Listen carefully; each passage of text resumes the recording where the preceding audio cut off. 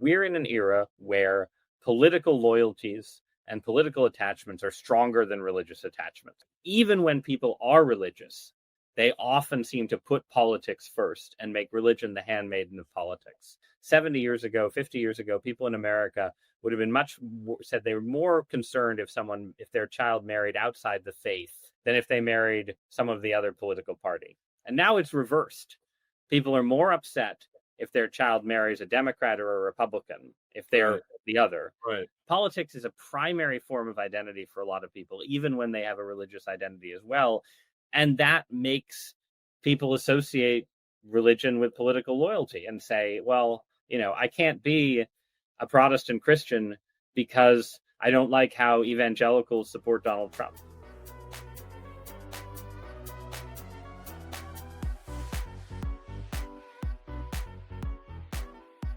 Here's a thought. Quote, religious experiences are always there, available if you seek them earnestly enough. Divine messages may be imparted to some and not to others. Certain saints or gurus may deserve a special following. Some religious may get closer to the truth about the universe than others. And the most enduring religions make coverage on universal truth. But there is no single final revelation, no direct intervention inside history that answers a set of questions permanently or establishes a people or an institution as particularly favored or important. Those words are from the new book, Believe, Why Everyone Should Be Religious. The author is a very insightful guy, Ross Douthat. He has been a New York Times opinion columnist since 2009. Previously, he was a senior editor at The Atlantic. He is the author of The Deep Places, The Decadent Society, To Change the Church, Bad Religion, and a host of other books that make you think. His latest, Believe, Why Everyone Should Be Religious, is out now. We get into it and come to, I think, a fuller appreciation of what a faith journey looks like and why everyone should be on one. Right here on the Michael Steele podcast, right after this. Welcome to the podcast. Y'all know I had spent a little bit of time in a monastery, and that has been a very important part of my journey to this day. So I'm always interested in explorations that touch on matters of faith and religion and all of those elements that we tend to compartmentalize, but are actually integral to who we are and the stories we tell and society we live in. And so when Ross's book came across the transom, as they like to say, I was like, yes, yes, let's have this conversation. It is a real treat to welcome you, Ross, to the podcast and get into Believe, Why Everyone Should Be Religious. How's it going, man? It's great. It's great. Which monastery were you in? I was Augustinian. You're Augustinian. Augustinian in the fullest tradition of St. Augustine. I spent a little time up in Villanova, and then my novitiate up in Massachusetts. Yeah, that's a serious business. Yeah. We took our kids to a Benedictine monastery when we were in Italy exactly a year ago, and they were very traditional order, like the full, you're up at 2 a.m. Yeah. And they talked me into getting up for the earliest prayers. Right. And for some reason, I had gone to, the 5 p.m. prayer, and I thought it was like 20 minutes. I was like, all right, I can do 20 minutes of prayer at 3 a.m. 2 hours later, yeah, I stumbled back to the guest house where my kids are all still asleep. So, any monastic experience is a very, very impressive thing. I love it. Yeah. So we, every order is different, and it's funny because you have your moments. So you start with was it lauds in the morning, and then of course you go throughout the day. You end with compline, which is your night prayer. Vespers, of course, in the evening, and then when some do have those wee hour of the morning. Yep. Yeah, fortunately, the Augustinians is like, it's 11 o'clock. We're going to bed, okay? As Saint Augustine would have wanted that. He got you don't write City of God if you aren't getting a lot of sleep. That's right. So true. So you have written, I think, a very compelling and very interesting book. It is in many respects somewhat counterintuitive in this age, as you make the case that we should be leaning more into faith and this sort of, I think a lot of people would argue and feel that a disregard for Christian values, Muslim values, Judaic values, and go through the various religions. That this generation tends to be more inclined towards a form of atheism that says, doesn't necessarily say there's no God, but it's like, really, do I really have to get up and do all this practice stuff and go through all these rituals? I can just sit in the corner and meditate. That's enough if I want to do that. Talk about that evolution that has brought us here, and how your own faith journey informed the writing of this book and sort of casting this period the way you have. Yeah, I mean, I think I'm writing into a moment where America's gone through a period of secularization over the last 20 years. People's church going has declined, but more than that, people who were sort of loosely affiliated with religion are less likely to identify as religious. And you really have, for the first time, maybe in all of American history, a large number of young people who are coming of age with no direct experience of a traditional religion whatsoever. No Sunday school, no Hebrew school, no Christmas and Easter Christianity. And I don't think people are sort of satisfied with that landscape. I think we sort of have gone through a period where you had the new atheist writers, the Christopher Hitchenses and Richard Dawkinses, making a case against religion, arguing the world would be better off if fewer people believed in God. And I don't think anybody believes that now. I don't think anyone looks at America over the last 15 years and says, as we've become less religious, we've become much more reasonable, more scientifically minded, less polarized. Nothing like that has happened, right? So there's a certain kind of nostalgia for belief and a certain kind of curiosity about it. But I think a lot of people just don't have a kind of basic sense of like, well, does it make sense to believe in God, right? Like, what does it mean to be religious? And then to your point, why should I go deeper than just a kind of personalized spirituality? Like, why would it make sense to actually commit to one of the big old religious traditions? So the book is trying to do a couple things for that moment, right? First, it's trying to say, actually, there's a lot of good reasons to be religious. It's not just something that, it would be nice if it were true and it's helpful for society. There's also just good reasons to think there's probably, an intentionality and purpose behind the cosmos. There's probably some kind of God, right? This is a reasonable thing to believe. And then it goes from there to try and offer certain kind of like almost self-help for people, saying like, okay, here's what, if you find those arguments convincing, if you think, okay, maybe there is a God after all, maybe it is reasonable to be religious, here's how you might think about taking the next step. Like, where should you actually go to church? Why should it make sense to connect yourself to a bigger, older tradition? And a lot of that argument is about just what I think is actually a pretty basic idea, right? That, most things that are worth doing are worth doing in some kind of community, in some kind of connection and relationship to the human past, to something larger than yourself. There's a certain kind of wisdom that's only available in sort of collective and communal settings. There's a certain kind of safety that's only available. I think certain kinds of spiritual freelancing are actually risky. There are dangerous forms of spirituality out there as well as good ones. I don't think religion is this sphere that exists in some completely separate zone from everything else, right? It's like, it would be weird if we had a culture where everyone said, I'm really interested in sports, And so I go in the backyard and I play soccer by myself. So I love, I love politics. I mean, actually, we do sort of do this, right? People are like, I love politics. And the way I engage with politics is by scrolling Twitter. I think religion is the same way, right? Like religious individualism is not in the end enough for most people. And it makes sense to try and go further.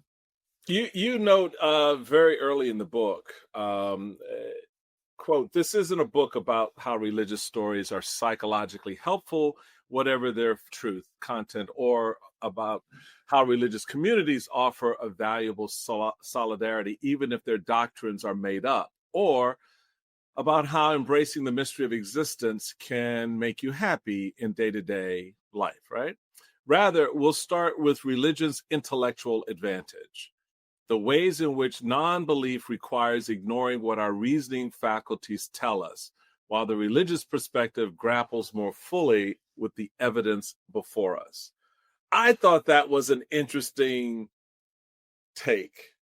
That what I took from that was you're saying that religion actually has the intellectual advantage, because I think a lot of people would argue that reason and science are the space where, would hold the higher ground. Right. Once you get into the level of the specific doctrines of Christianity or Islam, the specific claims of the major religions, there you're entering terrain where reasonable people are going to disagree. Right. Experience is going to make a big difference.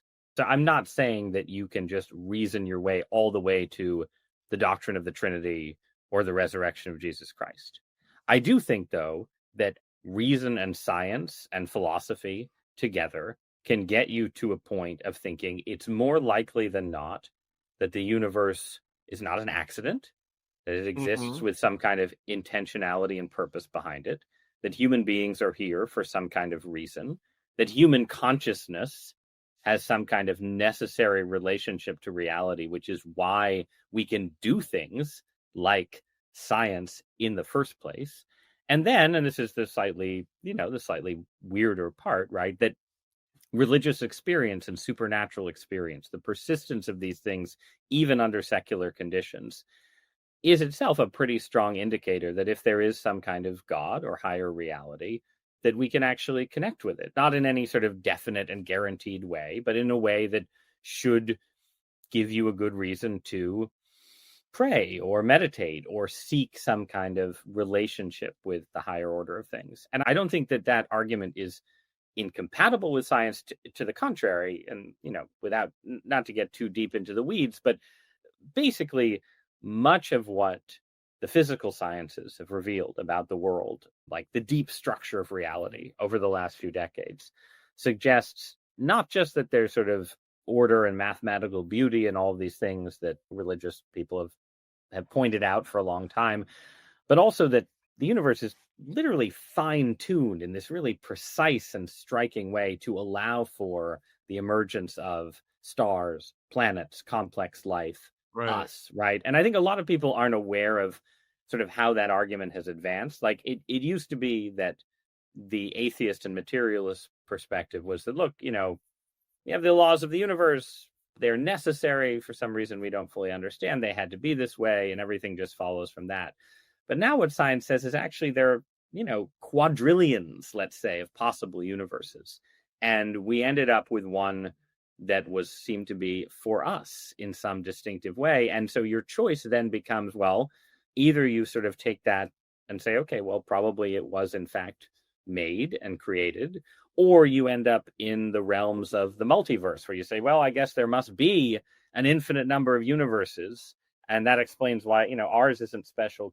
But that's no longer science in anything like the conventional sense. It's much more its own kind of metaphysical speculation. So at best, you're saying, like, the choice is believe in one God, one invisible God, or an infinite number of invisible universes. And I don't think religion has the disadvantage in that choice. Interesting. So, yeah, which version of Spider-Man are you, right? Well, right. Well, no, and our culture has taken this stuff up. Right. There is a kind of subconscious sense of, like, as people have sort of gotten more interested in the multiverse as, in a way, a kind of escape from the evidence that there might be a God. The culture has taken up the multiverse as a way to reboot superhero movies, which is a really interesting convergence. Well, because those are our demigods. Those are the Right. figures that are more godlike than not. Yes, and if you look at the Marvel universe, it is it's a universe where it's unclear if there's any kind of presiding god, but there are tons and tons of demigods, right? Mm-hmm. Not literal demigods like Thor, right? Right. And so on, and quasi demigods like the other superheroes. And that's the other thing about this moment, right? I think right now you have a lot of people, and I'm sort of writing for these people as well, can't get themselves to believe in Jehovah, Yahweh, right? The old creator, but who are looking for some kind of higher power, right? And this manifests itself in people's interest in astrology and witchcraft and these things. It manifests itself in psychedelics. Like, you get all these people who take ayahuasca and are like, oh yeah, I met my spirit guide. I met an angel, right? It's part of the UFO fascination right now. And it's there in AI too, right? I think there's like the idea that we're building the machine god out there in Silicon Valley. Right. So I think that's an important part of our cultural moment, that there's like a sort of return of people who can't quite believe in capital G God are really interested in small g gods right now. Is that why you say it should be harder to not have faith than to have it? Because that's essentially a big part of what you're driving in the narratives in the book. Is you come back to this sort of faith idea, this belief in something, being attracted to that, being pulled towards that is a greater pull in the universe than being away from it. I think it's both that there is a resilient psychological impulse that human beings clearly have towards a belief in some kind of higher power, whether it's Jehovah or Spider-Man, right? That's part of it. But it's also that belief in higher powers helps make sense of reality in a way that atheism and materialism struggle with. It's hard for atheism and materialism in the end to account for like really basic things, like, why does science and math work? Why does our consciousness, which again, on strict atheist premises, our consciousness has to be some kind of illusion, right? It's just some byproduct of the physical processes that are the real thing, right? If that's true, why is our consciousness seemingly capable of all the great feats that yield the entire scientific revolution in the first place, right? And then finally, why do people have religious and mystical experiences? What is that for? And I think on all of those areas, a religious perspective, it doesn't just satisfy a psychological need. It also makes more intellectual sense of, why the world works the way it does. So what's a good atheist to do? I mean, I think it depends on, there's two answers. I think I actually stumped the author there. No. It's important that there's two answers to that, right? So I'm a Christian, I'm a Roman Catholic. So the most straightforward answer is, repent and join the Roman Catholic Church, right? But obviously we live in a pluralist society where lots of people have various experiences, and I don't expect everyone reading my book to be immediately converted to my own religion. But I also think that if God exists, I don't think he's out to get you, right? Like, the universe, God is not trying to trick you by making it impossible for you, the atheist, to ever get anywhere in your quest for God. So I think the answer to that question is you start with whatever thread is closest to you, right? So maybe you have an ancestral faith, maybe you're a lapsed Catholic or a secular Jew or a former Baptist or something, and you still have some connection to that faith. And the first thing you should do is try and go back to it and try again. Or maybe you don't have any experience like that, or maybe you have a toxic experience of faith in your past, in which case maybe what you're doing is looking for, who in your social circle, who in your group of friends is religious in some way and seems to have an attraction for you, not a romantic attraction, but Right. a religious attraction. Or maybe, like undoubtedly many listeners of this very serious podcast, you're an intellectual, right? You're a reader. Like, and so then, the answer is to pick up some books about religion or read, it is a completely reasonable exercise if you're someone who is sort of newly interested in religion to say, I'm going to read some of the New Testament, some of the Quran, some of the Bhagavad Gita, and see what resonates, see what I'm attracted to. So I think the first step, if you think God exists, the first step is going to depend on where God has put you and what is available to you, right? And it's not like everyone is going to have an intellectual path to God, or everyone is going to have an experiential path to God. But I think there is probably a thread there that almost everyone could pick up. So the faith journey for me is a big part of the whole experience. And in reading your book, and to just remind people again, this Believe Why Everyone Should Be Religious is out now, and it's both intellectual and also spiritual. You really sort of capture that, I think, in a lot of the writing here. And part of it for me has always been how that journey comes about. In the Catholic tradition, wanting to be a priest and wanting to be a religious is part of the vocation. It's something that is felt inside that then becomes manifest through your expression of taking vows, living a life of poverty, chastity, obedience, living in community, following a certain monastic tradition. They're all various different manifestations of that. I was always fascinated by this thing called calling. And the calling is not so much exclusively being called to join a particular faith, religious tradition, Trappist, or becoming a Baptist minister.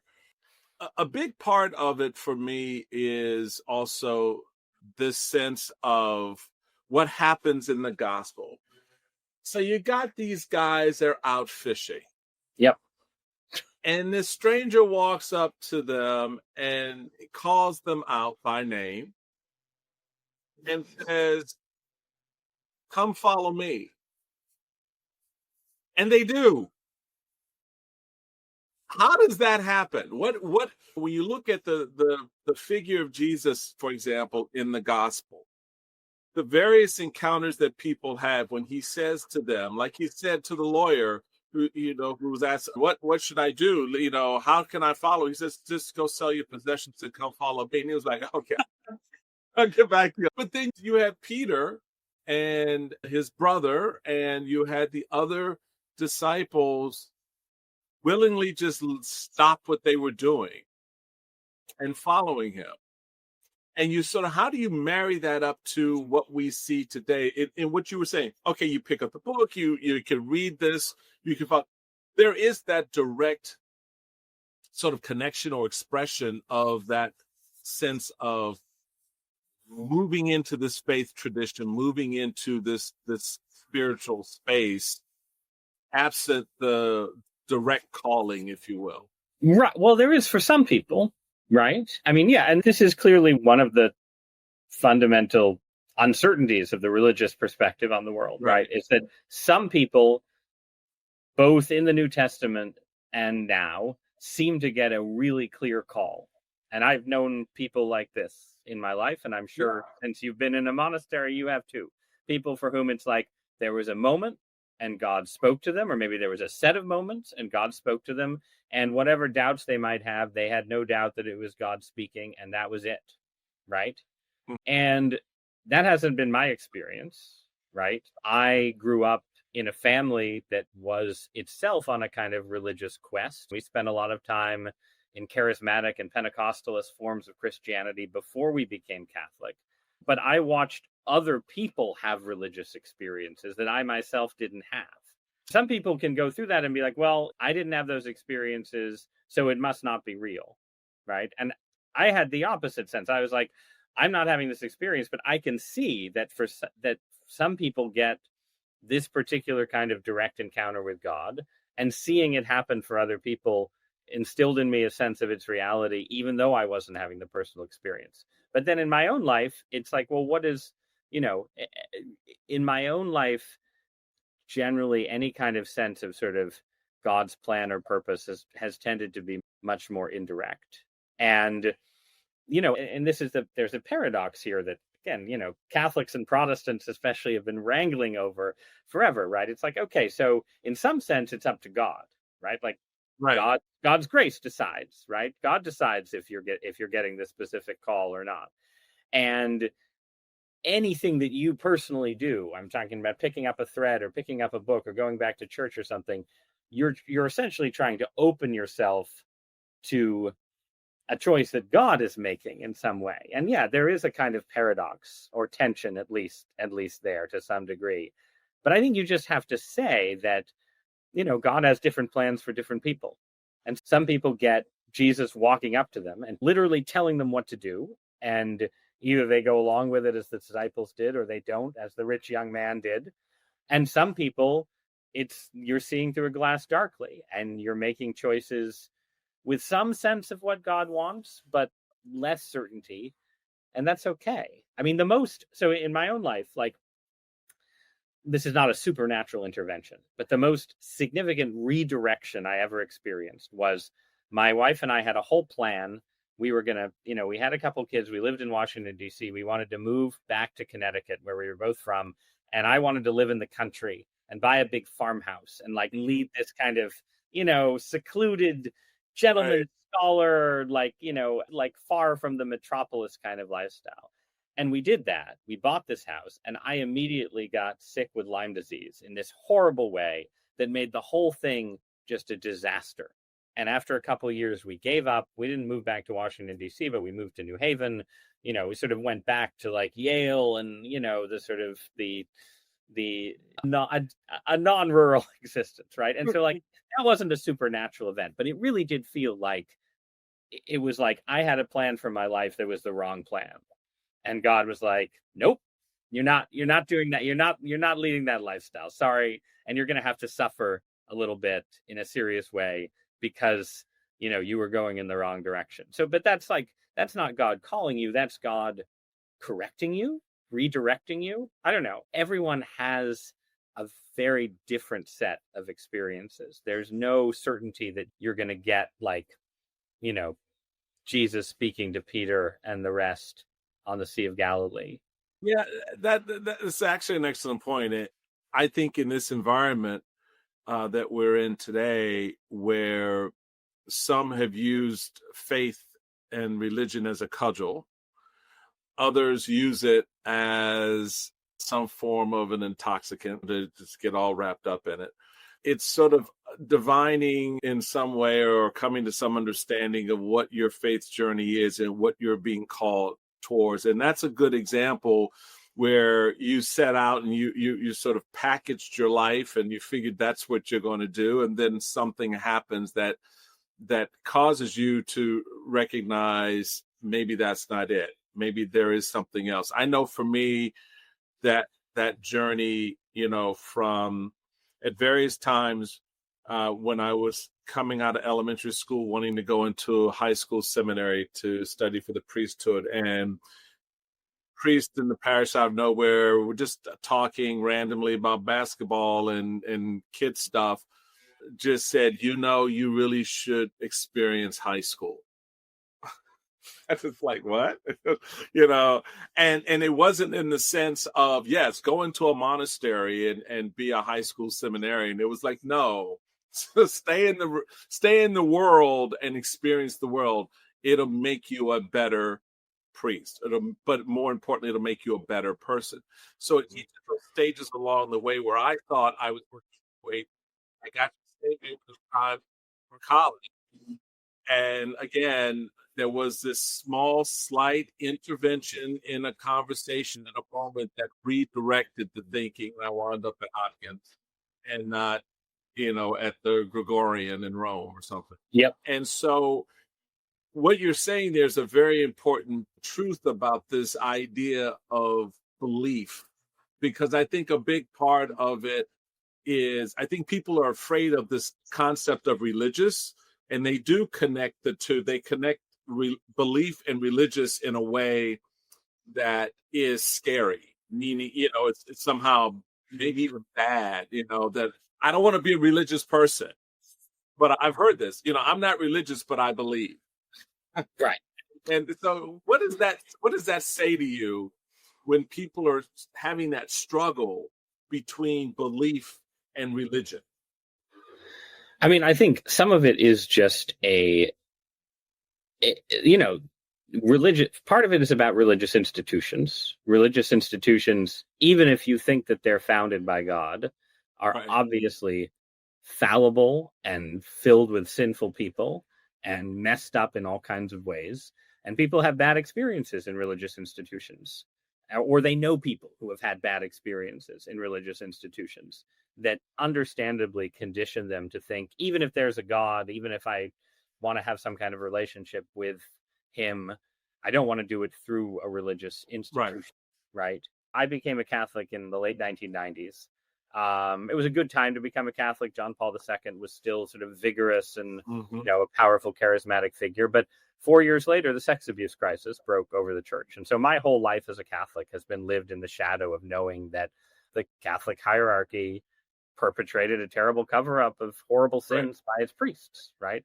And I think if you look at the history of both Christianity and Judaism, nothing in there should be surprising, right? Like the Old Testament is just a long story about how God's chosen people did terrible things and screwed up over and over again. And they're telling you this story. They're like, listen, we really want you to believe in this religion and this God. And here's a story about how we screwed up. And here's another story about how we worshiped idols and so on, right? So in that sense, there's no false advertising in Judaism and Christianity, but still, like, I can totally understand why someone who went deep into the sex abuse crisis stuff or had a direct experience would be alienated from institutional religion, right? And that's just sort of a reality that, again, my view is that religion isn't different from other areas. It's like institutions are fallible.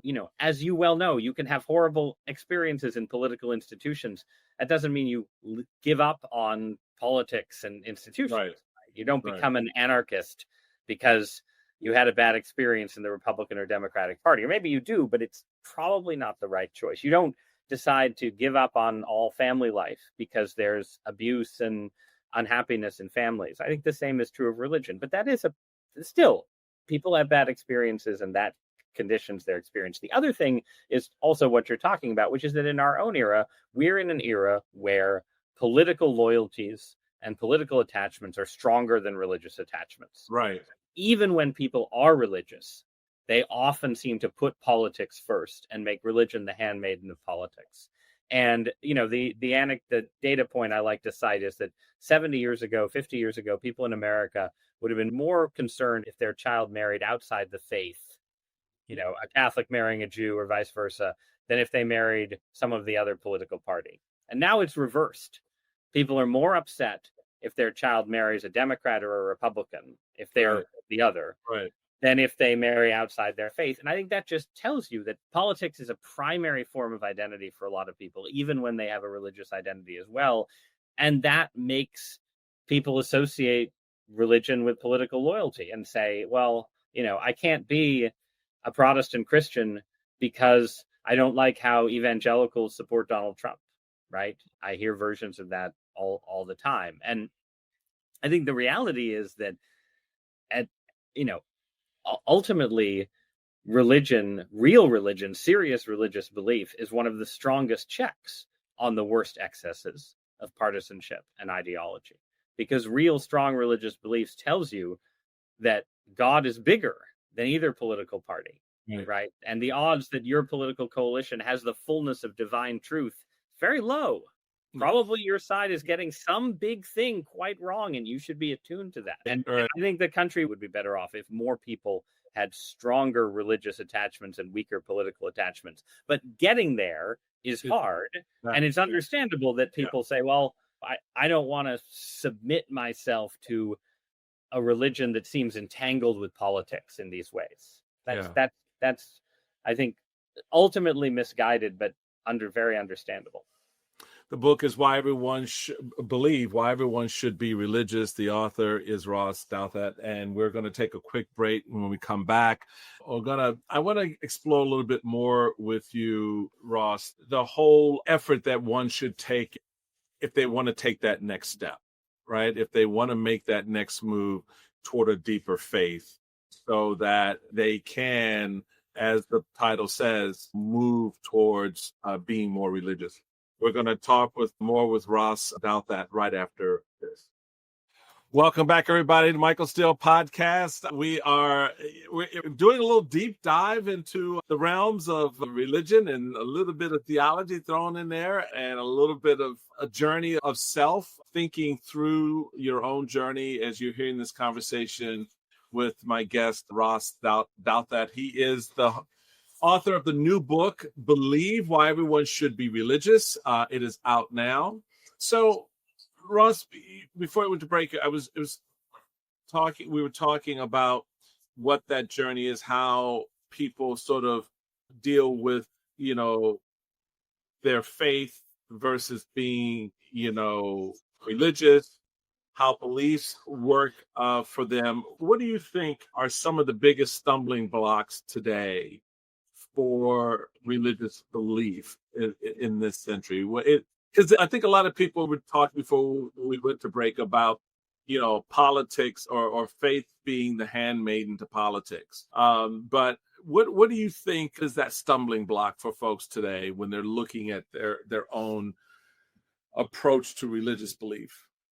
Well, we were just talking about one, right? The extent to which religion and politics seem entangled, and people feel, particularly right now, if you're not conservative or right wing, people feel like conservative Christianity is coded as right wing. And there's that issue. Although, frankly, I think a lot of issues in the Republican coalition right now are also linked to the decline of religion, right? And that a lot of things that liberals and anti-Trump people dislike about Trump-era conservatism are not about religion run amok, but about sort of secularization and taking root, even in the more religious coalition. Yeah. I mean, I think the argument that inevitably comes up the most about religion as a stumbling block is just the problem of evil, right? And the idea that it's just really, really hard, at least for some people, to believe in the kind of God that Christianity especially preaches, right? Which is not just some kind of creator of the universe, but a God who is good in a way we can understand, right? Who's not beyond good and evil, but who is good, who cares about us, who is involved in our life. And that, there's a lot of suffering in the world. It's a lot of bad things that happen, from the extremes of, war and famine and disaster to the personal. Like, everyone has tragedies in their life that seem too difficult to bear, and like things that a good God would not permit. People have been arguing about that issue going on 10,000 years or so, right? It's not an issue you resolve in a book or on a podcast. The things I'd say about that, though, are, one, that first, there's an extent to which that argument is already contained within the old religious traditions themselves, right? If you read the Bible, if you read the Old Testament and the New Testament both, like from Abraham to Job to Jesus in the Garden of Gethsemane, people are always questioning God's purposes and arguing with God and feeling uncertain about what God is doing in their life and whether God is actually good in the way that we humans want God to be good, right? And I tend to think that what religion offers to people who struggle with that problem is an invitation to join the wrestling, right? To say, look, there are good reasons to think there's probably a God. There are good reasons to question God's purposes in specific ways. Our traditions allow you to have both of those things, to say, look, we want to be in relationship to God, but we also, like Job, want to be able to say, God, I don't know why this is happening. I have some uncertainties and some doubts. And you're not giving up on that by becoming religious. The other point I would make is that, we live in an incredibly rich and comfortable society relative to all of human history. We still suffer, we still die, we still have terrible diseases, terrible tragedies befall us, but we really have escaped some forms of suffering that were kind of basic to human experience for a very long time. And it's almost as if as suffering has gone down, we've become more offended by it, right? It's like people are like, well, we have conquered certain forms of disease. We live longer lives. We do all these things. And so the suffering that remains feels more unbearable. It's like, how could God permit this, right? Whereas if you go to societies that have shorter life expectancies and more suffering, or even to places within our own society. I mentioned earlier my experience with chronic illness, right? If you go into the world of people who have struggled with chronic illnesses, lots and lots of people in those societies are not saying, I'm suffering so much, therefore I'm an atheist, right? They're saying, I'm suffering so much, therefore I need God's help even more, right? Again, that's not a proof of God's existence. Maybe it's just a crutch. Maybe people are deluding themselves. You can think that, but you should have some respect for that reality, right? That great suffering often coexists with greater faith. An absence of suffering often coexists with a sense, oh, no one could possibly bear suffering. God could never ask people to suffer in this way. But when people actually do suffer, they don't necessarily have that reaction. They actually can find their faith and their relationship with God strengthened. So there is some mystery there that's important. That's the Job period that you talk about, with Job and the story of Job, which you bring out to a larger narrative where the central question becomes, well, why would any God allow this kind of suffering? Why would any God allow man's inhumanity to man? Why would any God permit the horrible things that happen to women and to gay people, to whatever, the areas of diseases, as you know, that we've combated all of these other diseases, but yet you still have people who suffer particular ailments and illnesses, and folks come back, well, if there's a God, why does he permit that? If he loves us so much, why does he allow so much pain? How do you deal with that? If the person themselves is suffering, in the book of Job, God criticizes the friends of Job who show up and are like, hey, Job, stop complaining. God's in charge. Everything works out, right? God, rebukes Job too in a way, but also says Job is closer to the truth than his glib friends. Right. So it's really, so the first thing is, you aren't glib, right? If someone is suffering, you don't say, here's my complex theological scheme that explains, why this is okay. You're suffering. You say, look, no, the point, the religious person is obliged to essentially just enter into their neighbor's suffering and help them, right? But that then takes you, and I will. This is sort of a Christian pitch, right? In the New Testament, the New Testament presents an answer to the problem of suffering. The answer it presents is not a complex proof explaining why God suffers. Why God lets us suffer. It's an account of how God Himself entered into our suffering and shared it in a profound, humiliating, and brutal way, right? And again, that's not a proof. That's not, it's not a sort of, here's the 5 points that explain why this particular level of suffering is acceptable, right? I mean, that's part of the issue. Like, I think a lot of people can accept that God would allow some kind of suffering, right? We have free will, the world is here to do something for us and to us, right? So it makes sense that it would not be just like a constant blissed out experience. People accept that. It's more that the level of suffering seems like too much. Okay. So the New Testament says, okay, maybe you feel that way, but God Himself has undergone this suffering too. God Himself is offering a kind of solidarity with all of human suffering on the cross. And that may not be completely satisfying, but it is a response, I think, that's worth reckoning with. That the way you can tell that God is good is not that God has done away with suffering, but that God has shared it. How does faith and science reconcile each other? I mean, I think faith justifies science. That science, and if you go back to the dawn of the modern scientific project, most of the scientists from, Galileo and Copernicus to Newton and others, some of them are heterodox Christians. They're not all like orthodox and so on. But they tended to believe that the reason you could be confident that science worked was that there was a mind behind the cosmos. The cosmos was not just random, was not just accidental, that human minds were made in the image of the divine mind, and that's why human minds could understand how the whole thing worked, right? Mm. And I think, that perspective has been vindicated by hundreds of years of scientific progress. Again and again, it's turned out that, hey, guess what? The human mind is capable of understanding at level after level, of complexity after complexity, splitting the atom, rewriting our own genetic code, doing all of these kinds of things that I don't think you would predict necessarily on materialist grounds, that like some, overambitious jumped up ape that evolved a certain toolkit, this toolkit that was made for survival, in the savannah or whatever, also lets you understand quantum physics, right? Like maybe, but Right. it seems more likely that that would be the case if the whole system had a mind behind it in the first place. So I think, again, this is not a dispositive 100% proof, but I think the whole modern scientific project makes more sense if you ground it in a basic religious perspective on the world, that there probably is, that mind comes before matter, not the other way around.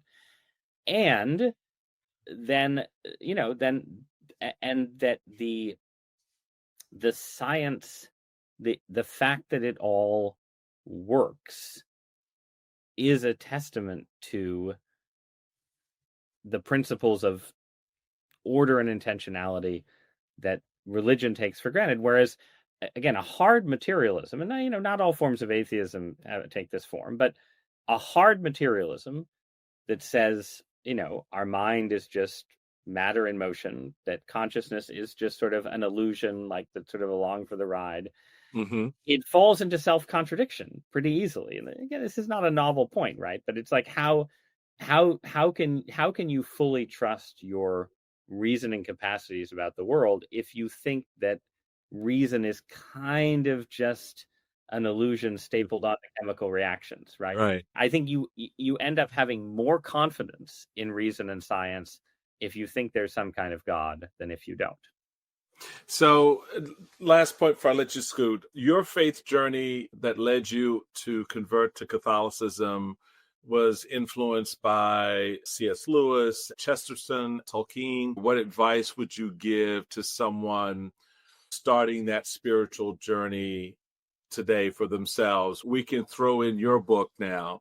Order to Believe, Why Everyone Should Be Religious. The only book you need. I mean, again, I think it, as I said at the beginning, I think in part it depends on temperament, like who you are, right? There are some people for whom any kind of faith journey is going to be primarily experiential. Yeah. It's going to be about finding a place or a community where you feel like you are in touch in some way with ultimate reality.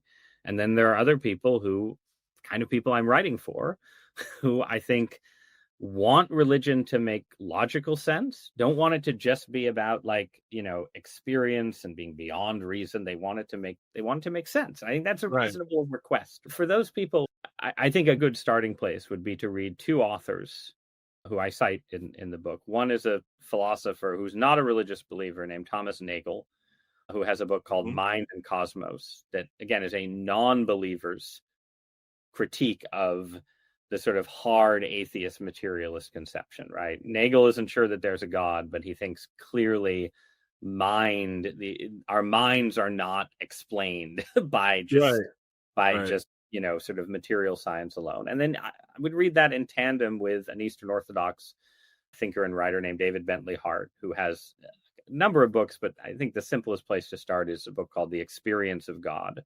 I think if you read Nagel and Hart together, and they can be hard going, but they're not super long books.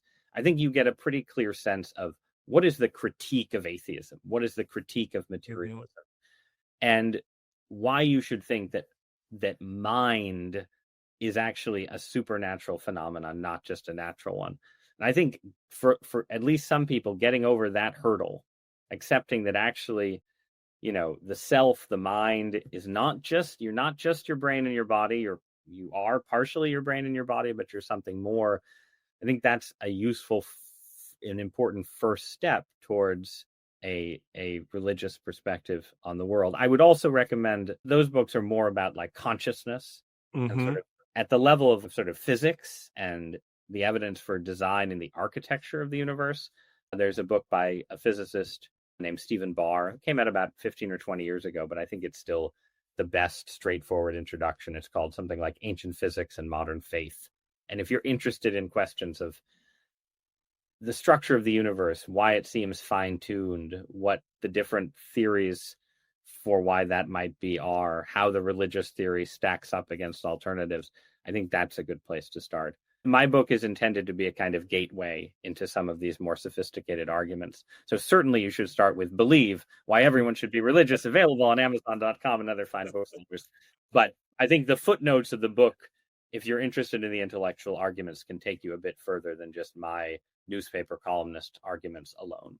No, but it's more than that, folks, trust me. And I want to leave you all with a passage from the book, because I thought it was in some ways really kind of reflective of the way people come at the faith journey, trying to figure out, Muhammad versus Jesus versus Buddha versus, you don't need to engage with every single person who has ever claimed divinity or read every single putatively holy text. Instead, you can assume that the wisdom of the human past and the workings of providence have elevated a smaller set of figures and texts for a reason, and try to encounter several of them seriously as a reader and a student of history and a person open to direct experience of the divine. That's it. Right?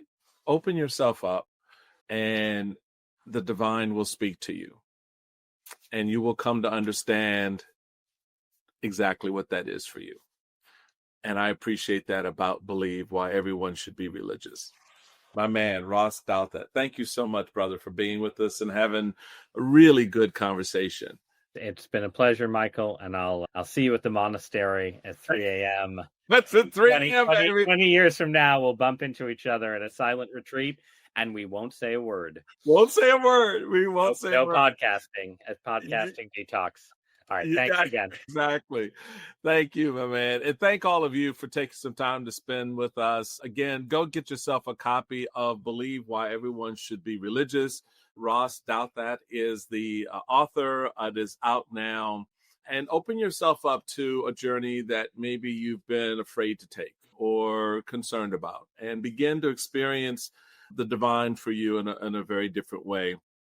Until next time, stay away from stupid. That's one way you can experience the divine. Just stay away from stupid and take care of yourselves out there, folks. Appreciate you being a part of the Bulwark platform with me. Appreciate the love you show in your downloads. Do more of that, like, and all of that good stuff. And take care until we see each other again.